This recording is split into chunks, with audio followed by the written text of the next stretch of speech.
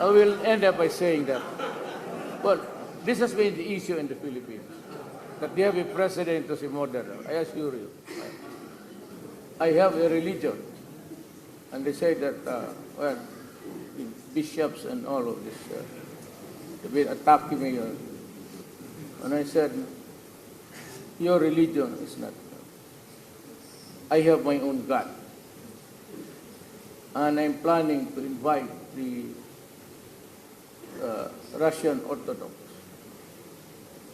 missionaries come to the Philippines so that we can look for a place where we can build the Orthodox Church. It was built many years ago by the Russians. 1922. This was destroyed. It's an old Philippine. Please excuse me, Mr. President, this 1 minute is still there. Yes. I'm now involved in freedom of religion. Well, I must end by this, just abusing the minds of people. I am not a killer. Some say, killer of what? Maybe, you know what it is. You are all practicing it. Killing girls, maybe? Women? We are good at that. I have yet to kill one human being.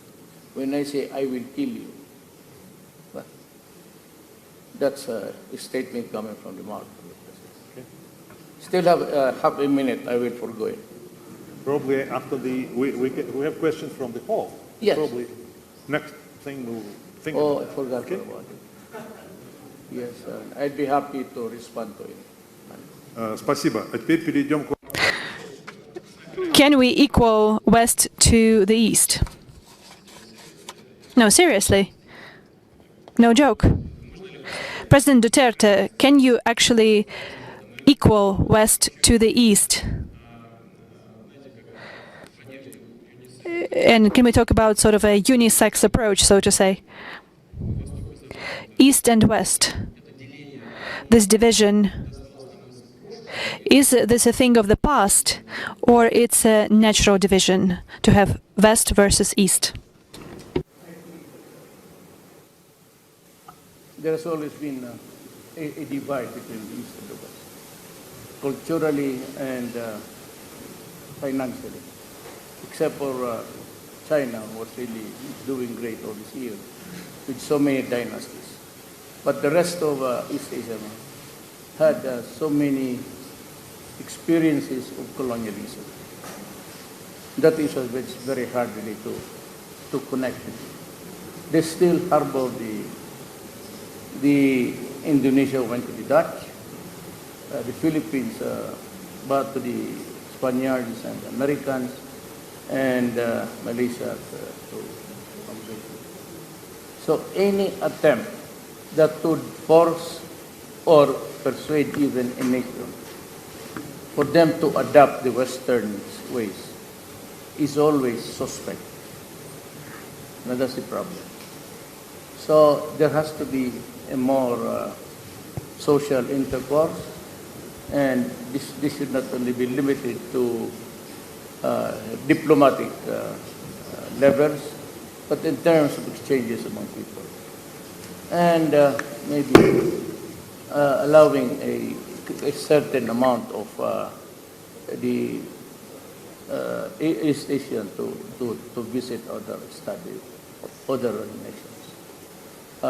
In terms of loyalty, it's also very hard now to fathom where they are or where the Philippines is. I'm charting a new course, not really separate from America, but more of the colonial vestiges of the practice of the diplomacy. Where we go, right after the independence in 1947, we have always been guided towards what policies.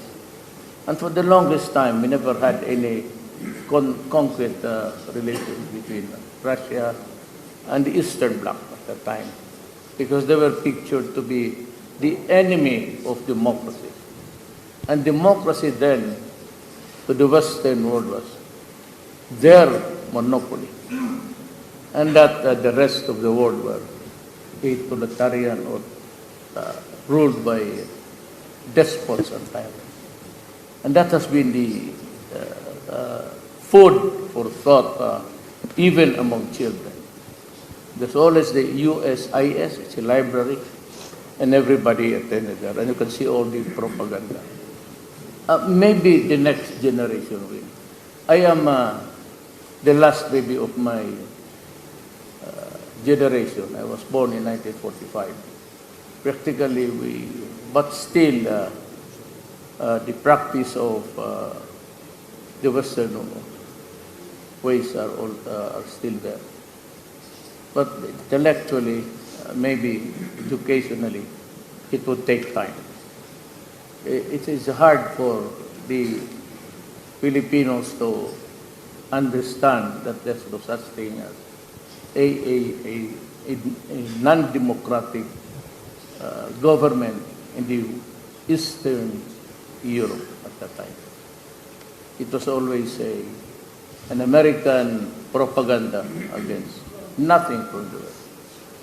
So it was not only after Berlin was liberated, so to speak, and that there was this exchange of ideas now from Germany. But it's not enough. It's not enough. This is also because of the financial setup.